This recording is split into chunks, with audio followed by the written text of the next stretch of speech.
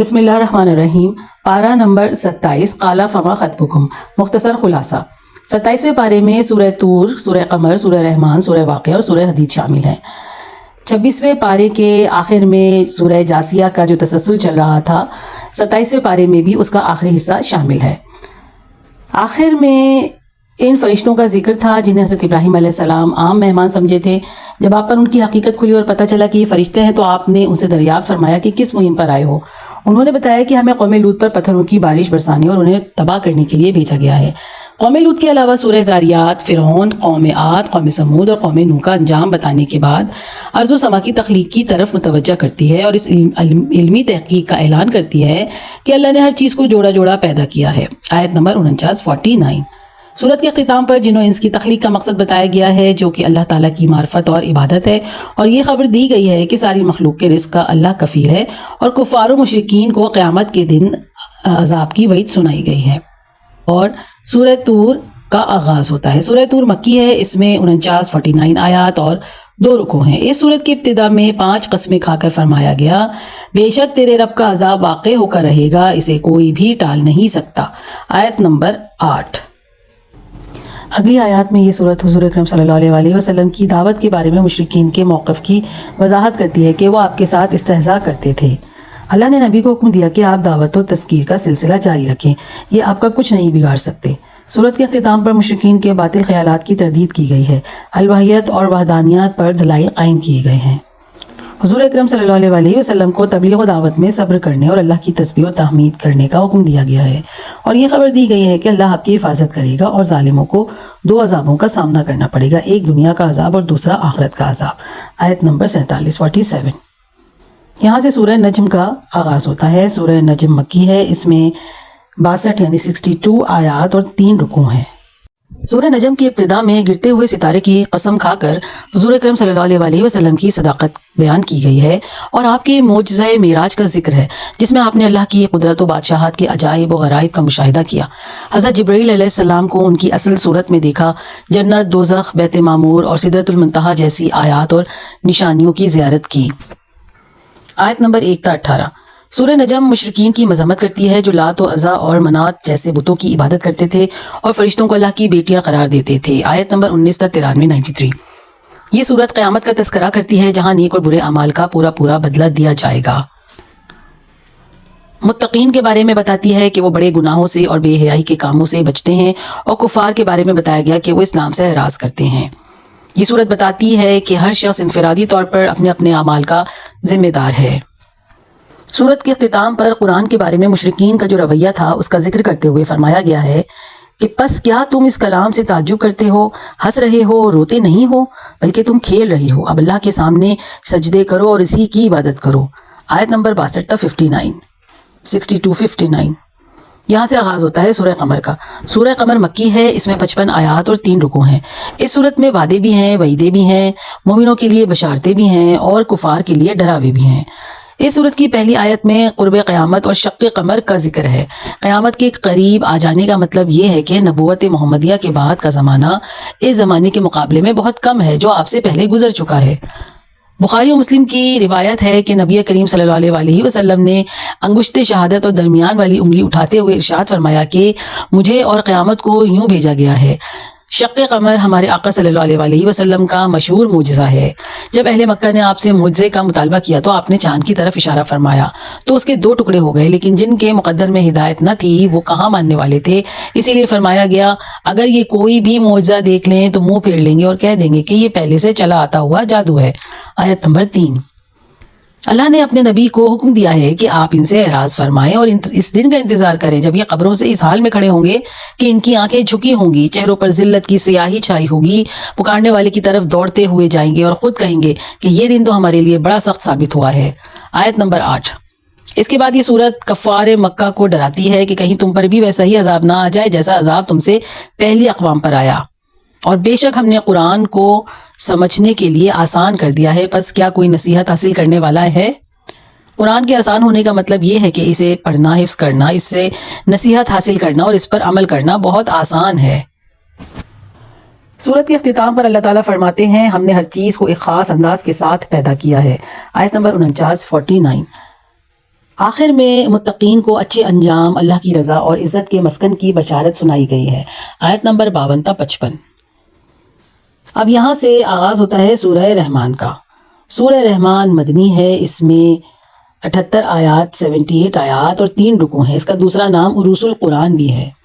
حضرت علی کرم اللہ وجہ سے مرفوع روایت ہے کہ رسول اکرم صلی اللہ علیہ وسلم نے فرمایا، ہر چیز کی عروس یعنی دلہن زینت ہوتی ہے، اور قرآن کی عروس سورہ رحمان ہے۔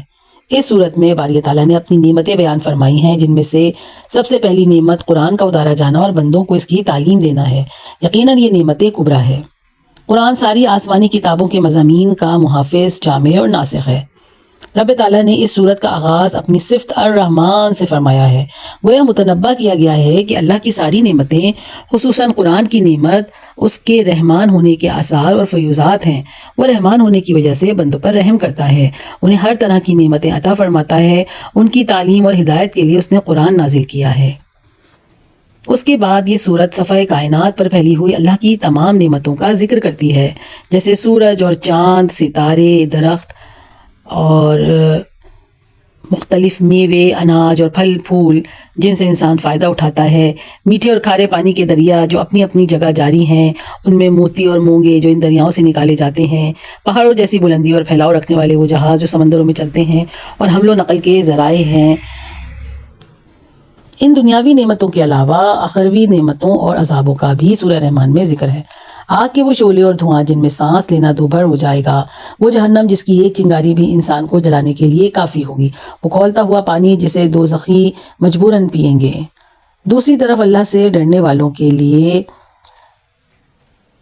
سبز باغات، ان میں بہتے ہوئے چشمے، ہر قسم کے میوے، بچھے ہوئے قالین، دبیز اور ریشم کے تکیوں کے ساتھ جنتی ٹیک لگائے بیٹھے ہوں گے۔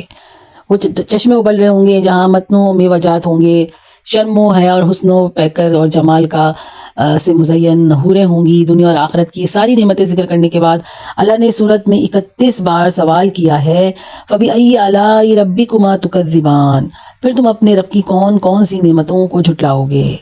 اگر 2، 4 یا 10، 20 نعمتیں ہوں تو ان کو جھٹلا سکتے ہو، مگر جہاں یہ حال ہو کہ نعمتیں حد و حساب سے بھی باہر ہوں تو انہیں جھٹلانا ناممکنات میں سے ہے۔ اگر اس صورت کا تجزیہ کیا جائے تو معلوم ہوتا ہے کہ رب تعالیٰ نے ابتدا میں اپنی تخلیق کے عجائب اور مظاہر ذکر کیے ہیں، اور ان کے ضمن میں یہ آیات فَبِأَيِّ آلَاءِ رَبِّكُمَا تُكَذِّبَانِ، پھر تم اپنے رب کی کون کون سی نعمتوں کو جھٹلاؤ گے، 8 بار آئی ہے۔ سورت کے اختتام پر فرمایا، تیرے پروردگار کا نام بابرکت ہے جو عزت و جلال والا ہے۔ اہل علم کہتے ہیں کہ اس نام سے مراد وہی نام ہے جس سے سورت کا آغاز ہوا تھا۔ وہ آخر میں دوبارہ اس طرف اشارہ کر دیا گیا کہ ارض و سما کی تخلیق ہو، یہ جنت و دوزخ کا وجود، اس صورت میں جو کچھ بھی بیان ہوا ہے یہ سب اس رحمان کی رحمت کا نتیجہ ہے۔ یہاں سے سورہ واقعہ کا آغاز ہوتا ہے۔ سورہ واقعہ مکی ہے، اس میں 96 آیات اور 3 رکوع ہیں۔ اسے سورۃ الغنی بھی کہا جاتا ہے۔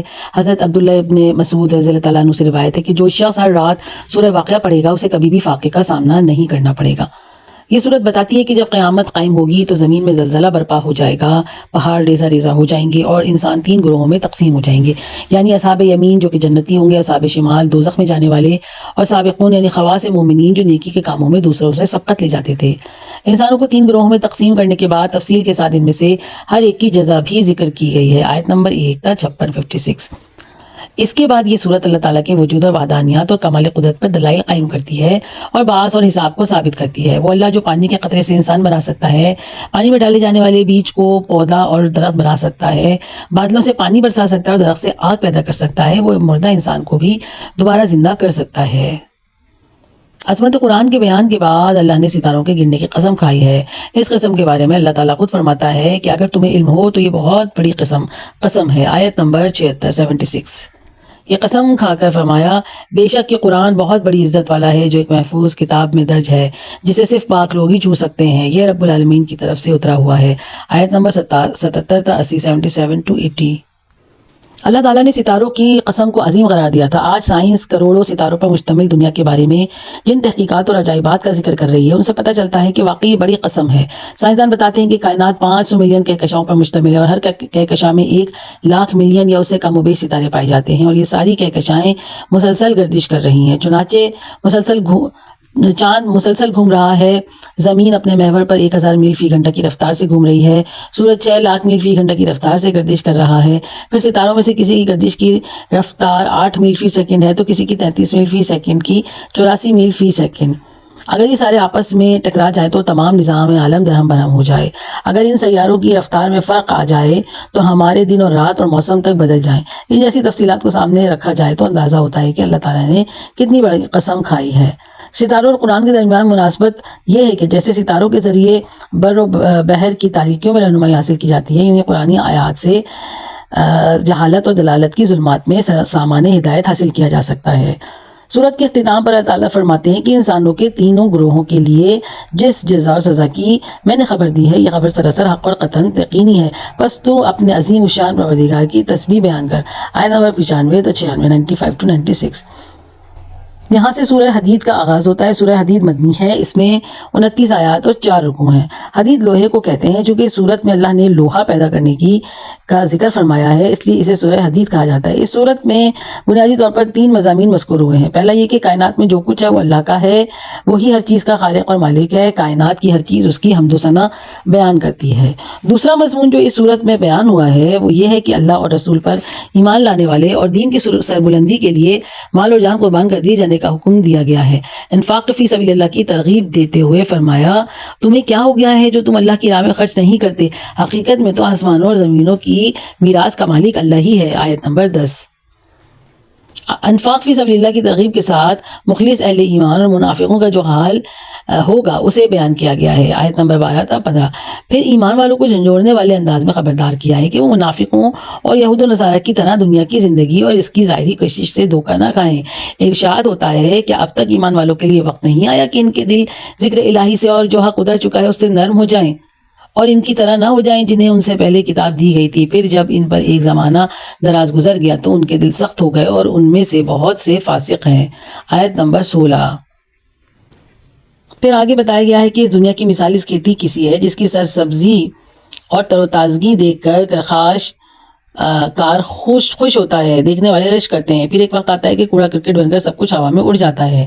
یہی زندگی کی حقیقت ہے اس دنیا میں، یہ فانی ہے اور یہاں کی ہر چیز زوال پذیر ہے، لیکن آخرت کی زندگی دائمی ہے اور وہاں کی نعمتیں ہمیشہ باقی رہنے والی ہیں۔ آیت نمبر 20۔ سورت کے اختتام پر اللہ سے ڈرتے رہنے والوں اور رسول پر ایمان لانے والوں کے لیے دوہرے اجر کا اور نور عطا کرنے کا وعدہ ہے جس کی روشنی میں وہ چلے پھریں گے۔ آیت نمبر 28۔ اللہ تعالی ہم سب کو نور عطا فرما دے، آمین۔ صدق اللہ العظیم۔ Narrated by Sabeen Abbas. اس ویڈیو کو زیادہ سے زیادہ شیئر کیجئے تاکہ اللہ کا پیغام قرآن زیادہ سے زیادہ لوگوں تک پہنچ سکے۔ ویڈیو کو لائک کیجئے، کامنٹ کیجئے، شیئر کیجئے اور اس چینل کو سبسکرائب کیجئے۔ جزاکم اللہ خیرا کثیرا۔ Thank you.